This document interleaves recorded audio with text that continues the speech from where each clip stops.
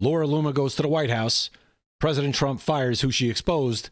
The media has a meltdown. Let's watch.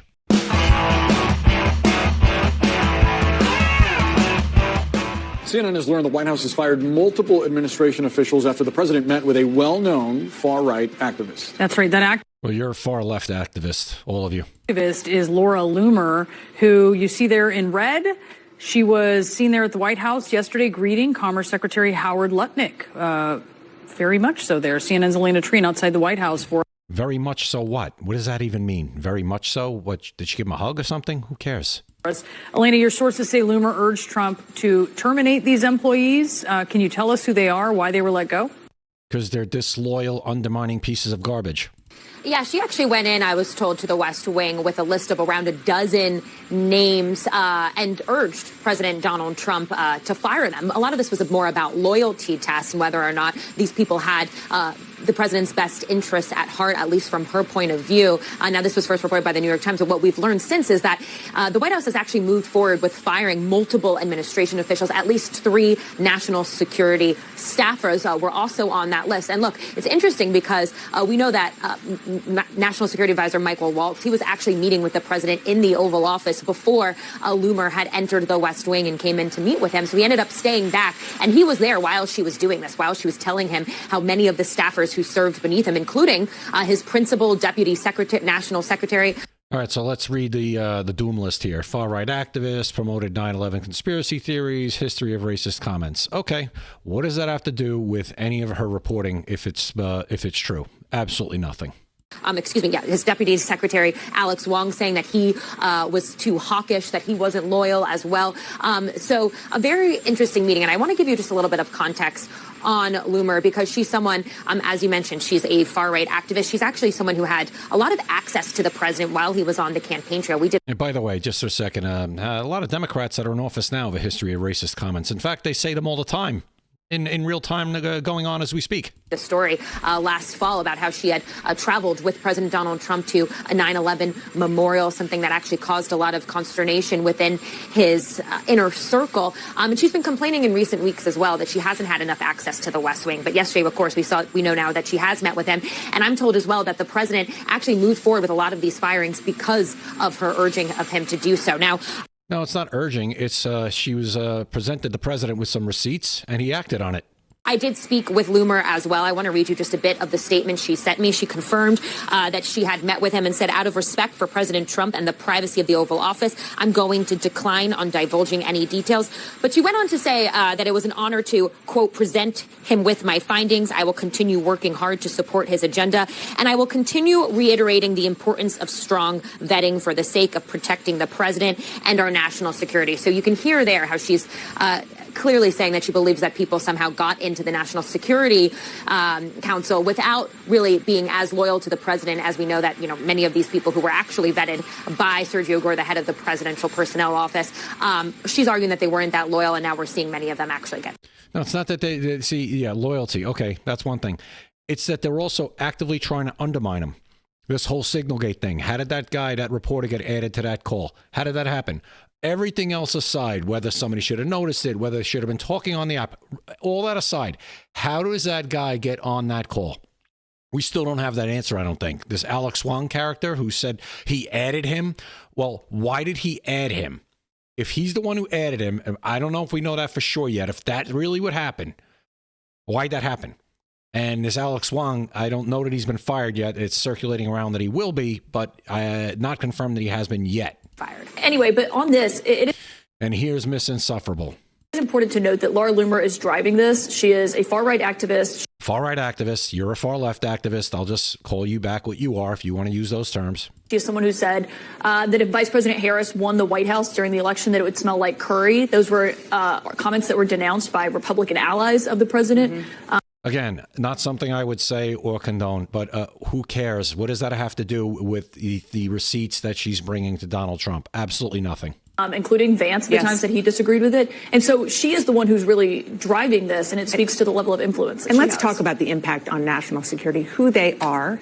And we'll get to Dana Bash in a second when it comes to national security and impacts and full disclosure. And why this matters so much for how the national security of the United States of America is run and who's doing it. Well, what's fascinating about this is that the 3 staffers that have been fired here are outside of Washington Beltway national security circles. These are pretty anonymous people. They are foreign policy minds that have serious resumes, that have worked serious jobs on Capitol Hill, in the State Department. They're serious and they're serious, everybody, okay? Just know that it's serious and they're serious.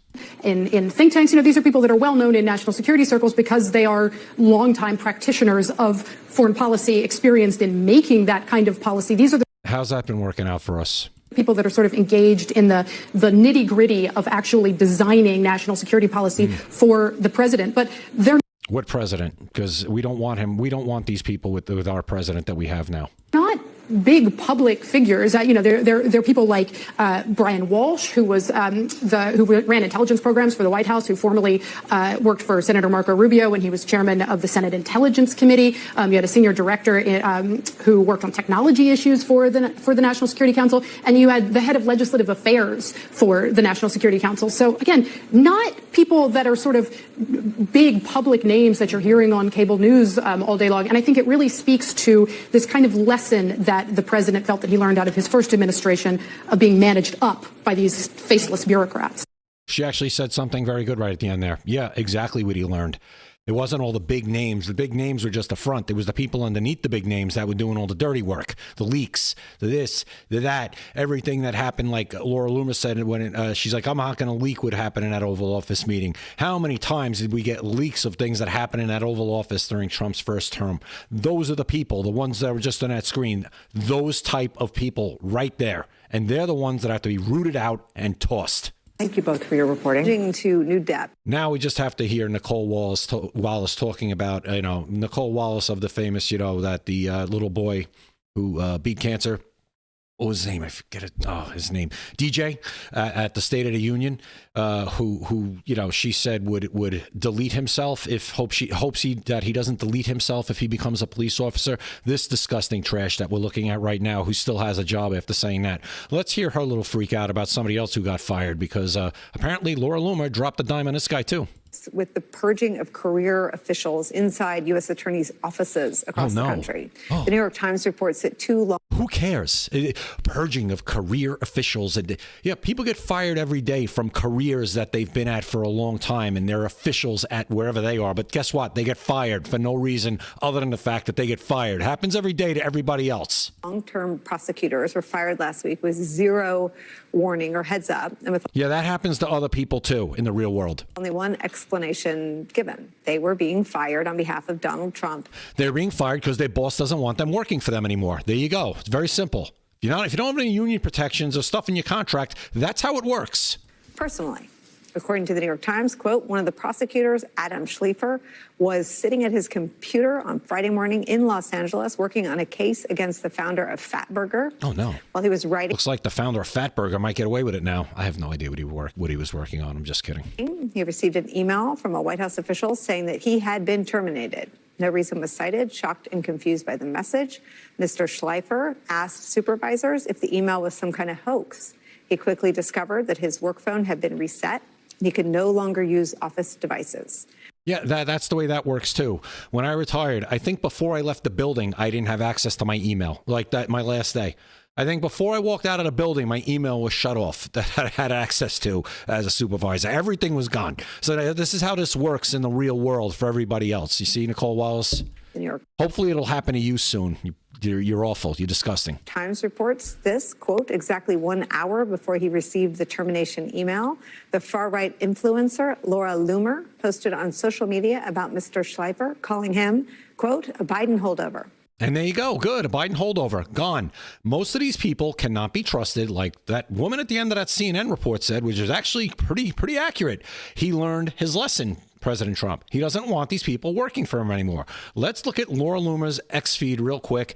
You can go there yourself and see everything she's talked about. You really should. And listen, I'm not a Laura Loomer sycophant. I'm not a Laura Loomer like super fan or anything like that. I think I don't agree with Laura Loomer all the time. That's fine. That's the way it works. You don't have to agree with somebody 100% of the time to think that, you know what, sometimes they actually do some good work. Like that woman I just mentioned on CNN. I probably disagree with her 99% of the time, but she actually said something right at the end of her comments. Whether she meant to or not, I don't know. So let's take a look at Laura Loomer's X feed real quick, and I invite you to go there yourself to find out more information and do a little digging to get educated on this stuff. All right. So we have Laura Loomer's X feed, and she says, here, I woke up this morning to learn that there are still people in and around the West Wing who are leaking to the hostile left-wing media about President Trump's confidential and private meetings in the Oval Office. I want to reiterate how important it is the people who gain access to the White House or the administration to respect the privacy of their conversations with President Trump and a senior staff. Yeah, isn't that the way that's supposed to work? And then she goes on to say that out of respect for the meeting she had with President Trump, she's not going to really divulge any details, as saying it was an honor to meet him. This is what I wanted to get to. Dana Bash, the one on CNN with the blonde hair who was in that first segment. Her husband, Jeremy Bash, which Dana Bash, I just learned this today from Laura Loomer, doing her reporting, the investigative reporting she does. Dana Bash's ex-husband was one of the 51 intelligence officials who signed the letter saying that Hunter Biden's laptop was Russian disinformation. There you go. So how can Dana Bash sit up there? She's never disclosed this publicly, which apparently she doesn't have to, but she's never publicly disclosed this, yet we're supposed to believe that she's a unbiased reporter. We all know she's not, but you start to peel back the layers on these people a little bit, and it all starts to make sense. They're just the vitriol, the hatred that they have for President Trump, because everybody around them hates him. So there you go. So very interesting. Like I said, go to that page for Laura Loomer, dig through it, judge for yourself, whether you believe her or not. She's usually, when she does stuff like this, she's usually right. I'd say she's pretty much always right. I don't remember, I could be wrong, a time where she put something out that she had to retract. Maybe she has. Not that I'm aware of. If there is something that you're aware of, put it down in the comments. I'd be happy to look at it. So I'm going to leave it there. I appreciate you watching. Please like, share, and subscribe. And I'll see you next time right here at Opinions Vary. Opinions vary.